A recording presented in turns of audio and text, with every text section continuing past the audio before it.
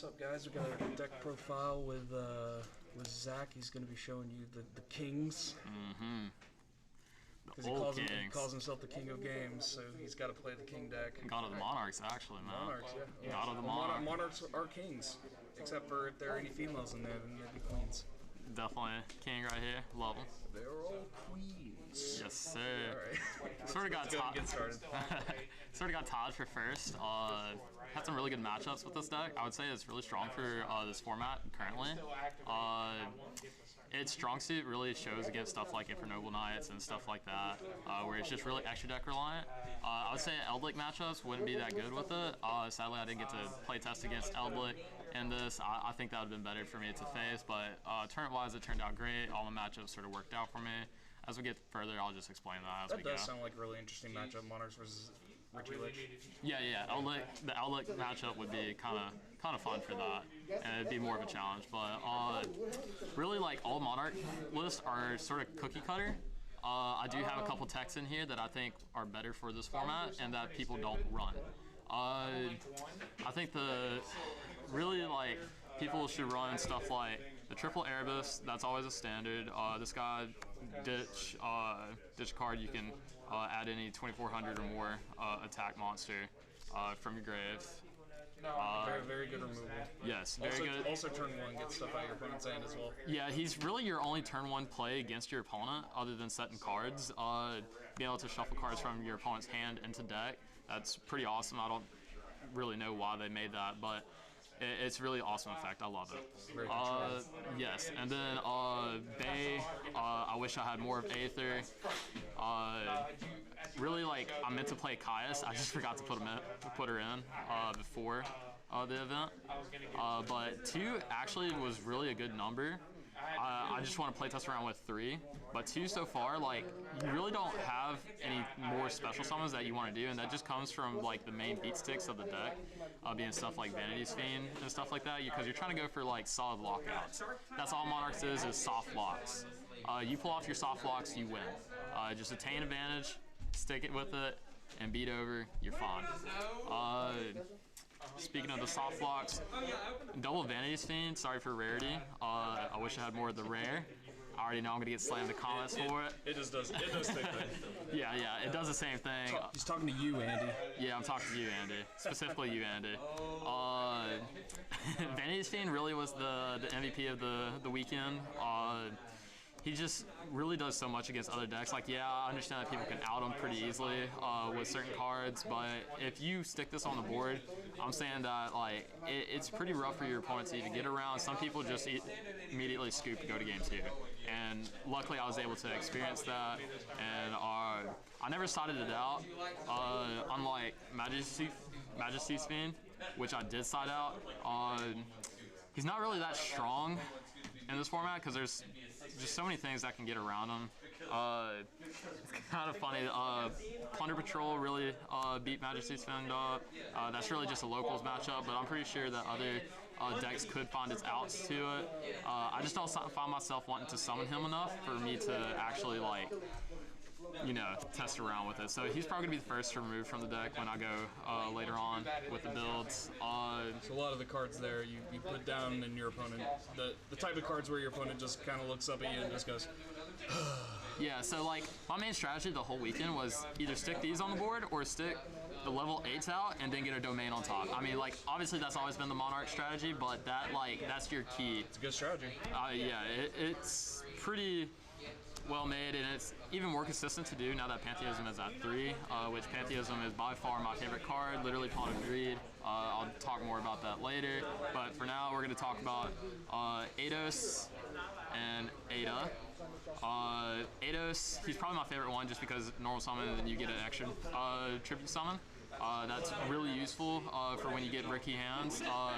The best start would be if you can open up this normal summon and hope that it just doesn't get ashed. literally just hope that it doesn't get ashed. There is so much that can go wrong if that happens. There's a lot of strategies these days. Just hope hand traps destroy you. You just gotta hope for the best, really. And so usually in that situation, hope for back row and then just grind it out. Never scoop immediately. Like, Monarchs can grind. And so, since Monarchs are so good at grinding, that's a lot of the strategy is just don't skip, grind, use your back row to its fullest. That'd probably be the best advice for anybody wanting to improve on the builds. Something that I never really saw myself wanting to summon this weekend and actually use the effect of was Karaz. I know most people probably think that he's great and all. I'm not a big fan of him just because like most turns that I summon him and use it as effect, I find myself wanting to attack that turn and just, you know, beat over for time or something like that because you do go into grind games and you're going to find time being a concern, and so you do not want to see this in your hand when you're going into a Game 3 situation. His pop effect, I don't think that's as relevant as it was in the past. I really wasn't around for that. I started playing Yu-Gi-Oh! About 2 years ago, but I would swap him out for maybe green Monarch, Ryza. He's a really good Monarch card because he just spends anything back to the top of the deck. Yeah, a lot of people back in the day were pretty half and half on Karaz as well. Yeah, like Karaz can be good, but at the same time he can be bad.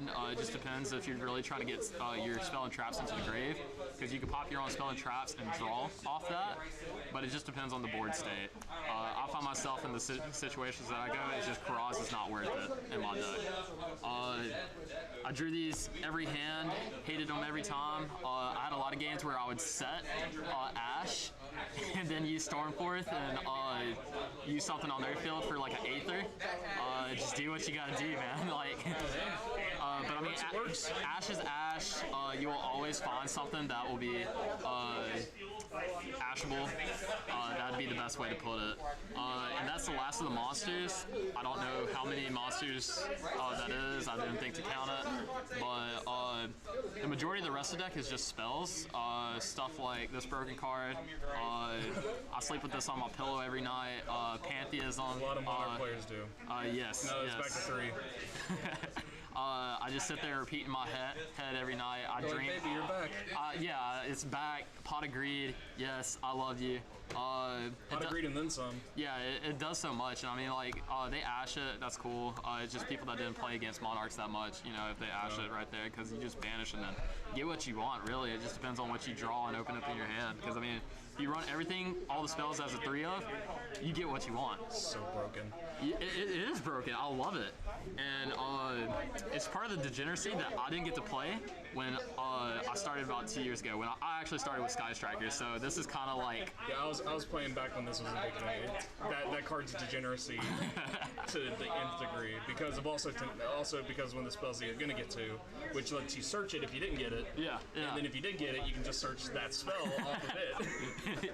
Yeah. So like, when it first came off the list, I was like, it's not that bad. I mean, there's a reason they let it off the list. Bad. Yeah, it's terrible, man. Like, thank you, terrible for everybody thank you, Komani. Thank you. Something else that I think is just retarded, especially for this deck because it does so much, is Domain. I mean, it's got a three-part effect. The soft block is what I use it the most for, and then the once per turn. Link format, that thing's just destructive. Oh, I mean, they even use it in True Dracos, and that's where I first got my little sort of dose of it. And so, as soon as I saw Monarchs and Pantheism were going to be good, I just said, man, Domain's going to be the card to go to. And so, like, I expected a lot of people for this tournament to expect me to land the Domain on the field, and then they'd instantly try to find the out.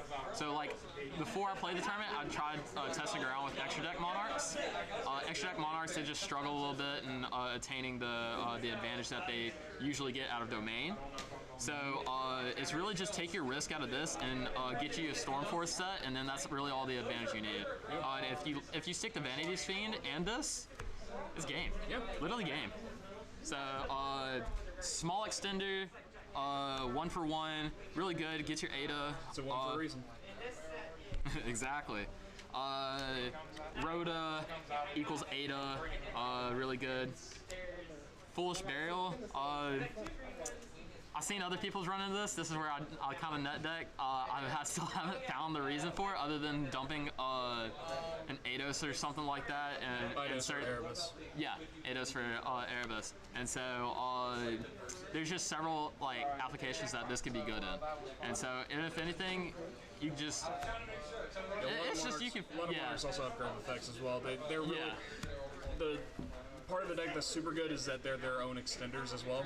So like Eidos and Erebus also have grave effects, and it's just stupid. For those that don't know Monarchs, these in grave are the best because Eidos banish specials, and then when this is normal or special, you special summon another copy of Eidos to the field, and then you just use Eidos effect, and then you can just do your Monarch combo from there. If you can even say Monarch. Doesn't Adia have a grave effect as well? Huh? Doesn't Adia have a Yeah, Adia does. Adia helps you loop your Pantheism as well. I mean, this is something I probably should explain earlier, but yeah, Ada, she loops your Pantheism back to hand. That's just why Pantheism gets retarded. And like we said earlier, the straight degeneracy that this It deck is very provides. So moving on from the Foolish, don't slash me on rarities here. Also, numbers for this is kind of, I see some people playing it at 3. I mean, you can play it at 3. I'd probably replace my Majesty's Fiend with another copy of this, honestly, because I mean, it's an amazing card. Stormforth is truly like a threat that everybody has to deal with because being able to set and then like we're building through a chain of something, and I just added as a third layer and then activate Aether and then just instantly resolve down. Yeah, before the Monarch Structure deck came out, Clee players will play that a lot as well. Yeah, Clee Force. Okay. Yeah, okay. because they just distribute off your opponent's stuff, then your Clees would be at full power instead of normal summoning them at low level, low power. Okay. I mean, like I said, I wasn't around in the format, but that's something that I always like. Klee. I looked at Yu-Gi-Oh back in the day, but I was too stuck on other card games at the moment. Please were fun. Yeah, I'll definitely look into it. But this card, I say it's more degeneracy here. It is degenerate. I mean, like, who makes just a card where you reveal Big Daddy, Big Mama, whatever, and then say, oh, I'm gonna search any spell. I want me a Stormforth. I want me literally Pantheism, anything. So Or I mean, like who makes a searcher that can search a searcher with Pantheism and that, or that Pantheism. Yeah, like they just sit there and revolve around each other. Yeah, I'm like when I think of this card, I kind of think of well, actually, when I think of the combination of Tenacity and Pantheism, I literally think of Sky Striker, Mobilize, Engage. That's literally what I think. And so, Except Sky Striker's only had one. I mean, yeah, you do got a point. That just makes Monarchs that much more flexible. I hate this card. I really do. Mainly because I'm such a bad player that I forget to activate it. Like if I had $1 for every time that I didn't activate it in tournament when I was supposed to, I would be rich right now. Like it's good, but it's bad. Yeah, like it's my first target that if I see it in my hand and I'm about to ditch something for Pantheism, this is it. I mean, like I understand that once it gets stuck onto the field, it's a constant searcher. Definitely helps you keep hand advantage. Hand advantage. Yeah, you definitely try to keep your hand advantage through it. But if I really want it, I'm just gonna get it off of Pantheism, honestly. Like, I just need the fodder, it's gonna be ditched. And plus I can get it off of Tenacity, you name it. I mean, everything goes full circle. That's Return of the Monarchs, by the way. Yeah, Return of the Monarchs, if I didn't say that. Double, traps. Yeah, traps are, only run, what is that, 5 traps, are, which Prime Monarch is tribute fodder, a wall. It keeps you from getting basically beat faced in. It's really good at that too. Yeah, I have to admit, I don't know if most people do it of actually setting it and then using it for the draw effect. The first part of I used Shuffle to see that, but not a lot. Yeah, like I can understand why people wouldn't do it because it's such a slow effect to get, and I mean, like most of the time your advantage comes from things like the Return of Monarchs, and then most people would just ditch it off Erebus and then ditch it off Erebus. Pantheism, ditch it and then draw 2. But yeah, it's a really good card. It's a safety line. Just another one of the layers that they added. This is something that's really controversial. I don't see many people running it. Like I said earlier, I do have text in here. I think a skill drain in any format is a good thing. So I play the Monarchs Erupt. it actually clutched me so many games this weekend. Like it was insane. Just going back and doing research on other people's lists, I don't see how they don't run it because like if I do Pantheism's Banish effect and then reveal 2 of these and then whatever I want, 9 times out of 10 they're choosing whatever I want because they do not want this to stick. And so yeah, it's just that big of a threat. Definitely try running it, see what you like. But yeah, it's definitely a good card. Try running it. Into the last card, this card came in. Degeneracy. This card came in so clutch for me, especially getting this set and then a Stormforth.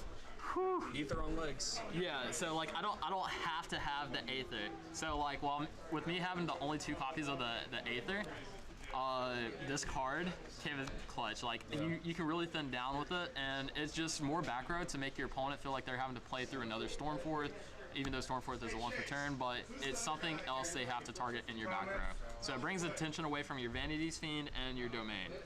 Yeah. So Rising Chaos on your opponent's turn as well. Just always good. Yeah, being able to summon during your opponent's turn is phenomenal. Like there's so much history in Yu-Gi-Oh! Of decks that were able to summon it during your opponent's turn. Yeah. And if you can do that, like it's honestly great because all the decks that did that had monsters that were just insane, like degeneracy for once. There's several others. Generators, yeah, several others that we can name. That's all they do. Yeah, literally, that's the whole mechanic of our main phase. And then our draw phase. Exactly. So, but yeah, like our definitely. So now onto the extra deck. Oh wait. It's in the domain. Have you found it? No, it's in the domain. It's lost forever. It's in the domain. It's gone. It's in there. He's got it. We can count this as the extra deck, right? He's got it. We can count this, right? Sure, why not? So yeah, that run 14 more of those in the deck. Why not? Don't do that, people. Yeah, please don't. I would show a side deck, but I don't think it's really good to show a side deck in a deck profile just because in a locals setup that has such a various quote unquote meta. So you just don't really get anything off of that. Also, there's always just the staple side cards like, just staple traps like anti-spell fragrance and just I mean, like you have the normal stuff like Calling Grave. I mean, you just run your hand stuff traps. That everybody runs, yeah. Yeah, like I mean, Twin Twisters. I mean this is like you're just staples for anything. Yeah. So I mean, the side deck's really up to you. I've seen some people do the extra deck swap, where they'll run like 12 cards in their extra deck and then leave space for domain, and then they'll swap in something else. And so you can do that. Look up some extra deck Monarchs and just do that variant, and you can swap cards in and out. Like the whole deck and strategy is flexible. I really like it, even for how cookie cutter the deck is. Yes. And would you say that's probably the most dangerous thing about the deck right now is that it's so cookie cutter? Yes. Because it's basically just 3 Sharker decks in a box. It sucks to say that, but yeah, it's literally although to be fair, I guess the availability of them is not as prominent as it once was. Yeah, I mean, like your locals aren't going to be running it like it used to be. You're not going to be able to walk into a Walmart and be able to find 3 structure ducts for Monarchs anymore. I mean, like, that's how long ago it was. I mean, like, you played back then. How long ago was that? Like, what year was that? Yeah, it was at the point where, like, half the locals were playing Monarchs because they were just so prominent and just so easy to get. Well, with this being at full power, I can definitely see why they did it. Like, yeah, definitely. I honestly enjoyed it, being able to visit a past format deck and be able to play past format deck that's still relevant. Yeah, past format deck is still relevant. And so that just proves the power level of it when it came out and the reason it got hit. So yeah, I think that pretty much sums up everything, man. Oh yeah. So guys, that was the kings and queens of the night. There was Zachary, Monarchs. Gonna make you bow down, I guess. Excuse my cheesy puns. Excuse that cheesy bow. All right, catch y'all later.